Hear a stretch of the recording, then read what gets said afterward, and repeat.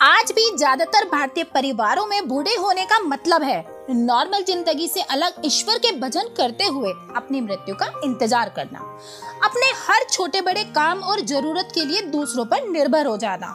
शायद इसीलिए बूढ़े लोग भारत में एक जिम्मेदारी बन जाते हैं जिसे उठाने का दायित्व बच्चों का होता है, और जो बच्चे इस जिम्मेदारी को किसी कारण उठाना नहीं चाहते, उनके माँ बाप या तो अकेले रहते हैं या किसी वृद्धाश्रम चले जाते हैं। वैसे वृद्धाश्रम तो इसीलिए बनाए गए थे कि अगर किसी की कोई संतान ना हो, वे लोग अपनी वृद्धावस्था का समय वहां आराम से बिता सके और उनकी सेवा की सही व्यवस्था हो सके। पर भारत में वृद्धाश्रम जाने का अर्थ है परिवार से टुकराए गए बेचारे वृद्धों के रहने का स्थान, जो कुछ कुछ अनाथ आश्रम जैसा ही है, बस ये बच्चों का ना होकर बड़ों का होता है। विदेशों में तो बच्चे बड़े होने के बाद माँ बाप के साथ रहते ही नहीं है।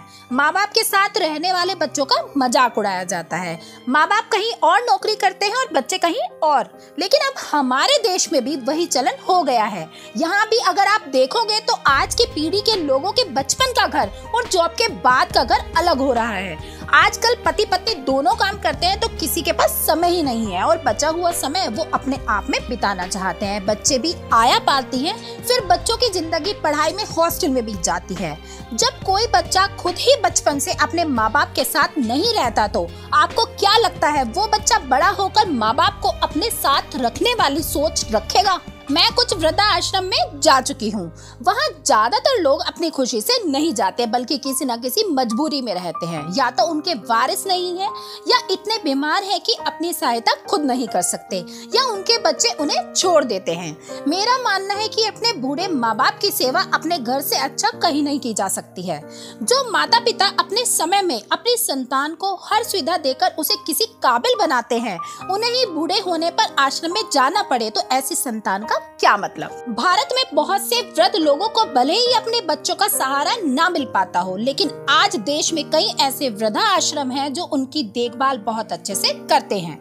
ये आश्रम आमतौर पर भोजन और रहने की जरूरतें प्रदान करते हैं, और इनमें से कुछ चिकित्सा देखभाल भी प्रदान करते हैं। और ये सारी जानकारी मैं आपको इस वीडियो में दूंगी। अगर आप नए हैं तो हमारे चैनल को सब्सक्राइब करें ताकि हमारी आने वाली किसी भी वीडियो को आप मिस ना करें। तो यहाँ मैं आपको भारत के 10 सर्वश्रेष्ठ वृद्धाश्रम के बारे में बताऊंगी, जिस पर आप विचार कर सकते हैं। इनमें सबसे पहले है श्रद्धानंद महिला आश्रम। मुंबई के माटुंगा में स्थापित श्रद्धानंद महिला आश्रम 60 वर्ष से अधिक उम्र की महिलाओं को सुरक्षित और देखभाल वाला माहौल प्रदान किया जाता है। इस वृद्धा आश्रम में गरीब महिलाओं को मुफ्त रहने की सुविधा प्रदान की जाती है, और जो लोग संपन्न हैं वो यहाँ फीस देकर भी रह सकते हैं। उनका उद्देश्य महिलाओं को उनके अंतिम दिनों में शांति प्रदान करना है, और भोजन और एक अलग बिस्तर की सुविधाओं के अलावा बुजुर्गों की देखभाल के लिए एक चिकित्सा कर्मचारी भी है। ज्यादा जानकारी और दान के लिए आप उनकी वेबसाइट पर चेक कर सकते हैं। गुरु विश्राम वृद्धा आश्रम दिल्ली। गुरु विश्राम वृद्धा आश्रम संत हरदयाल शिक्षा एवं कल्याण सोसाइटी का हिस्सा है। इसमें एक वृद्धा आश्रम है जिसकी 2 शाखाएं हैं, एक दिल्ली में और दूसरी गढ़मुक्तेश्वर में, जहां लगभग 450 वृद्ध रहते हैं। ज्यादातर वो लोग हैं जिन्हें अकेला पाया गया और परिवारों द्वारा सड़कों पर छोड़ दिया गया। वे उन्हें भोजन, आश्रय, कपड़े और चिकित्सा देखभाल प्रदान करते हैं। इनका दिल्ली वाला आश्रम बदरपुर में है और गढ़मुक्तेश्वर आश्रम सिटी से करीब 5 किलोमीटर दूर लठीरा गांव में है। ये आश्रम बिल्कुल निशुल्क है। ज्यादा जानकारी के लिए आप उनकी वेबसाइट पर जाकर देख सकते हैं। मोक्ष वृद्धा आश्रम। मोक्ष वृद्धा आश्रम हरियाणा जिले के हिसार में है। यहाँ पर वृद्ध लोगों के लिए स्वास्थ्य सेवाएं, ध्यान और धार्मिक कार्यक्रमों की व्यवस्था की जाती है, जहाँ वृद्ध लोगों के लिए रहना, खाना और पूरा उपचार निशुल्क है। कुछ बुजुर्ग यहाँ अपनी मर्जी से रह रहे हैं जिनका कोई नहीं है, और कुछ बुजुर्ग ऐसे भी हैं जिनको उनकी संतानों ने ही छोड़ दिया है। कुछ बुजुर्ग ऐसे भी मिले जो अपनी संतानों से ज्यादा वृद्ध आश्रम में रहकर खुश हैं। प्रियदर्शनी सेवा मंडली। प्रियदर्शनी सेवा मंडली समाज सेवा के बहुत से कामों से जुड़ा हुआ है और नेस्ट नाम का एक वृद्धा आश्रम भी चलाते हैं। आश्रम हैदराबाद के मियापुर विलेज में है, जो 2012 में शुरू हुआ था। यह बेसहारा बेघर वरिष्ठ नागरिकों के लिए है जिसे उनके परिवार ने छोड़ दिया है। केंद्र में रहने वाले वरिष्ठ नागरिकों की न्यूनतम आयु 60 वर्ष है। उन्हें निशुल्क आवास, चिकित्सा, देखभाल और भोजन प्रदान किया जाता है। ज्यादा जानकारी के लिए आप उनकी वेबसाइट पर देख सकते हैं। दान पात्र फाउंडेशन। दान पात्र आश्रम, जिसे दान पात्र वृद्धा आश्रम के नाम से भी जाना जाता है, बेघर बुजुर्गों के लिए एक देखभाल करने वाला स्थान है।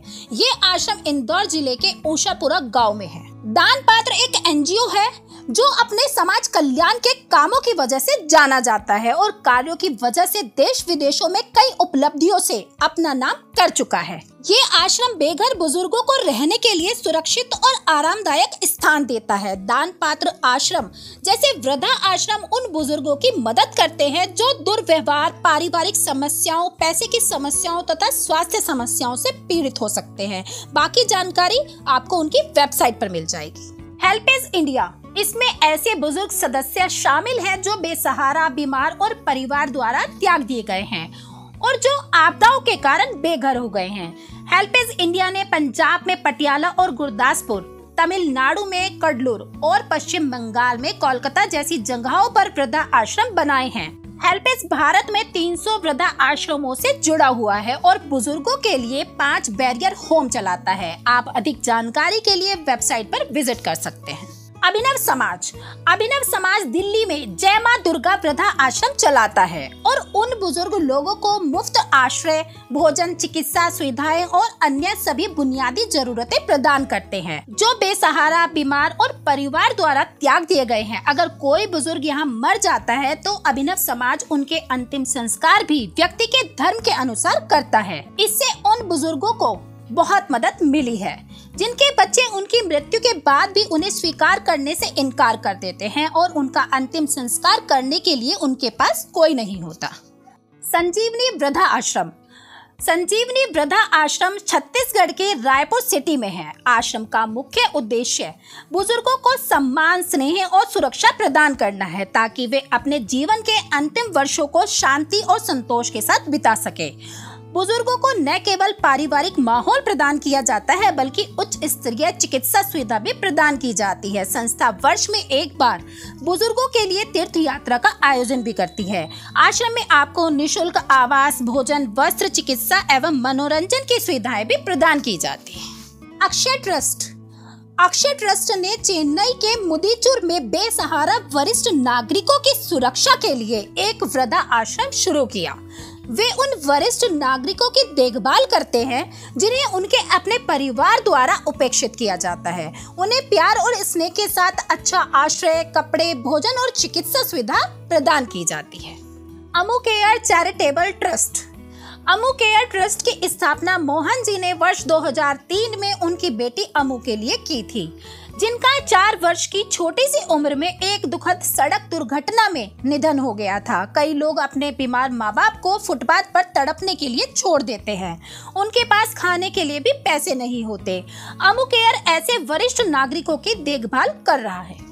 अगर आप भी ऊपर बताए गए वृद्धा आश्रम में दान करना चाहते हैं तो इनकी ऑफिशियल वेबसाइट पर जाकर अपनी इच्छा अनुसार दान कर सकते हैं।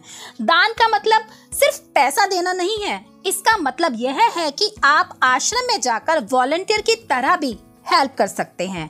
आप अपने इस्तेमाल किए हुए कपड़े दान कर सकते हैं और इसी तरह की अन्य चीजें। ऑनलाइन दान करके आप देश भर के वृद्धा आश्रम में रहने वाले लोगों के जीवन पर सार्थक प्रभाव डाल सकते हैं। तो दोस्तों, आज की वीडियो यहीं समाप्त होती है। उम्मीद करती हूँ कि ये जानकारी आपको पसंद आई हो, तो इसे लाइक और शेयर करना न भूलें। और हाँ, अगर आप हमारे चैनल को सब्सक्राइब करके हमें समर्थन करेंगे तो हम और भी बेहतरीन कंटेंट आपके लिए ला पाएंगे। तो जल्दी से सब्सक्राइब बटन पर क्लिक करें। इसके साथ ही कमेंट सेक्शन में अपने विचार और सुझाव जरूर साझा करें। मैं आपके कमेंट्स का इंतजार करूंगी। मिलते हैं अपनी नेक्स्ट वीडियो में, तब तक के लिए नमस्कार।